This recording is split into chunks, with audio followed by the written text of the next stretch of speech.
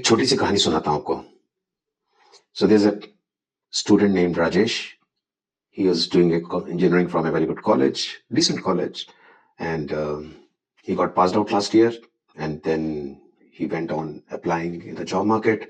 नौकरी पे भी सीवी डाला, लिंक्डइन पे भी रिक्रूटर्स को ढूंढा, एंड 5-6 महीने वो लगा रहा, मतलब पूरे इसमें जद्दोजहद में जॉब की लगा रहा.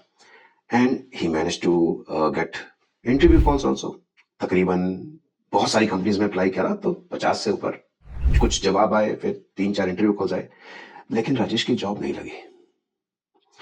अब राजेश इस बात से बहुत परेशान है, उसके घर वाले भी इस बात से बहुत परेशान है, एंड फ्रेंड्स सर्कल में थोड़ा जाना बंद कर दिया है, बिकॉज जब दोस्तों की लग जाती है तो फिर you start feeling little bit alienated in the world. और ये कहानी एक केवल अकेले राजेश की नहीं है, and I am sure there are many Rajesh in this verse which are into the similar kind of situation.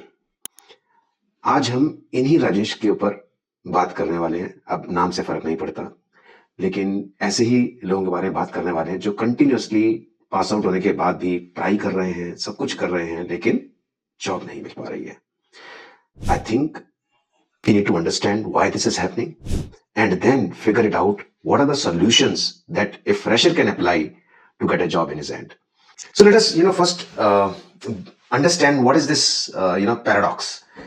मैं पैराडॉक्स इसलिए बोल रहा हूं क्योंकि लोग कह रहे हैं कि हमें जॉब नहीं मिल रही, कंपनियां कह रही है हमें एम्प्लॉयज नहीं मिल रहे. तो सच कहां पर है? Where is the truth lying?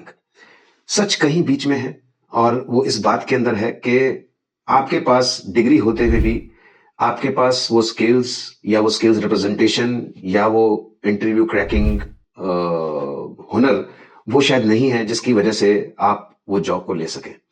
तो considering the fact that we have अगर मैं आपको डाटा दूं थोड़ा सा इस फील्ड का, so we have about 76% recruiters telling that they need the person, and whereas we have only 56% as our workforce which is employable, which typically means that 1 out of 2 engineering graduates are not non-employable. So that's a big problem.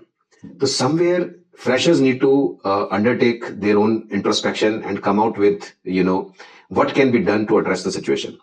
So let us address what are the 3 key challenges that they are facing. पहला challenge है, और वो of course AI has taken lot of space in the junior roles. काफी जो repetitive work है, जो junior work है, वो अब एआई कर देता है, चाहे वो आपका कोडिंग से रिलेटेड हो, चाहे वो आपका रिसर्च करने से रिलेटेड हो, चाहे वो आपका कंटेंट राइटिंग से रिलेटेड हो. Lot of junior level work is getting outsourced to the AI piece. As a result जो जिस नंबर के अंदर हायरिंग्स फ्रेशर्स की हुआ करती थी वो आजकल हो नहीं रही. Typically there is a huge decline in this particular area. So अगर पहले 5 लोगों की जरूरत होती थी, अब एक ही बंदे की जरूरत होती है, और एक बंदा भी वो ऐसा चूज करते हैं जो कि नॉलेजेबल है, एनालिटिकल स्किल्स है, स्मार्ट है, who can use AI in the work. So it's a win win for the company and for a skilled person. So पहली चीज जो है वो ये है कि जो एआई है वो काफी डिस्ट्रप्शन लेके आ रहा है, और उसके लिए आपको अपने लेवल पे अपनी स्किल एनहेंसमेंट्स करनी ही पड़ेंगी. एआई का एडिशन अपने अंदर करना ही पड़ेगा to become eligible for such kind of jobs. Second challenge which normally people face at fresher level is that they don't know how to represent themselves in terms of their profile. चाहे आप resume की profile उठाएं, चाहे आप उनके LinkedIn की profile उठाएं, आपको बहुत ही बेसिक लेवल पे प्रोफाइल मिलती है जिसके अंदर ना तो स्किल्स का, ना प्रोजेक्ट्स का, ना आपकी इंटर्नशिप्स का अच्छे से रिप्रेजेंटेशन किया गया है, which actually hurts because ATS ऐसी प्रोफाइल्स को सिलेक्ट नहीं कर पाते और ये प्रोफाइल्स इंटरव्यू टेबल तक नहीं पहुंच पाती. एंड अगर इंटरव्यू टेबल तक भी पहुंच पाती है तो ये प्रोफाइल्स वहां पर कुछ इतना they don't get the material insight the person to be able to call for an interview. तो ये सब बातों को ध्यान में रखते हुए ये profile representation becomes a second key point for the freshers. तीसरा रीजन जो फ्रेशर्स के लिए है वो है कि they are still searching the job the old way. अब जमाने बदल गए हैं. 2026 में लिंक्डइन एक बहुत ही इंपॉर्टेंट मीडियम है, प्लेटफॉर्म है, जिसके ऊपर अगर आप नहीं हो then I think you are missing out on lot of opportunities. तो अब वो जमाने चले गए जब आप नौकरी पे या इंडीड पे पोर्टल पे जाके अपना सीवीज अपडेट कर दिया करते थे और then used to wait for opportunities. It's better that you have a LinkedIn profile and you have a meaningful profile where you are able to leverage this profile we will see in the solution section. Leverage this profile for your job. So this is what are the 3 key main challenges. Let's now dive straight into the solutions that we have in front of us. और जितने भी मैंने आपको ये data point share करे हैं challenges से related, you will find it in the description link of this video. And coming to the solutions piece, तो सॉल्यूशंस में सबसे पहला काम जो करने का है फ्रेशर्स को वो है कि प्रोजेक्ट्स करने हैं. लेफ्ट, राइट एंड सेंटर आपको प्रोजेक्ट्स करने हैं, and starting from the first year और सेकंड ईयर. अब आप बोलेंगे कि किस टाइप के प्रोजेक्ट्स करने हैं. जिस भी एरिया के अंदर आप अपना करियर बनाना चाहते हैं, आप उसके अंदर प्रोजेक्ट करिए. अब वो चाहे टेक्निकल है, नॉन टेक्निकल है, but you need to do the projects. और आपके कॉलेज के प्रोजेक्ट्स हो सकते हैं, बाहर के प्रोजेक्ट्स हो सकते हैं. You might like to participate in hackathons. Hackathon में जाइए, पार्टिसिपेट करिए, अपने प्रोजेक्ट से एक पोर्टफोलियो बनाइए. अगर आपके पास प्रोजेक्ट्स का पोर्टफोलियो नहीं है आज के जमाने में, तो फिर आप मान के चलिए कि आपकी डिग्री कुछ बहुत ज्यादा आपको it will not be able to fetch much. ठीक है, तो आपको अपना प्रोजेक्ट से पोर्टफोलियो बनाना है, पहली चीज. दूसरी चीज जो आपको करनी है कि once this portfolio is built, then you have to run after internships. अब वो इंटर्नशिप्स किस फॉर्म के अंदर कैसे हो, कैसे आएंगी, there are lot of sites like Internshala, Freshers World, where you can go and look for the internship opportunities. But ये internship opportunities आपको LinkedIn के ऊपर भी बहुत मिलती हैं, and आप उसके अंदर अप्लाई कर सकते हैं और ले सकते हैं.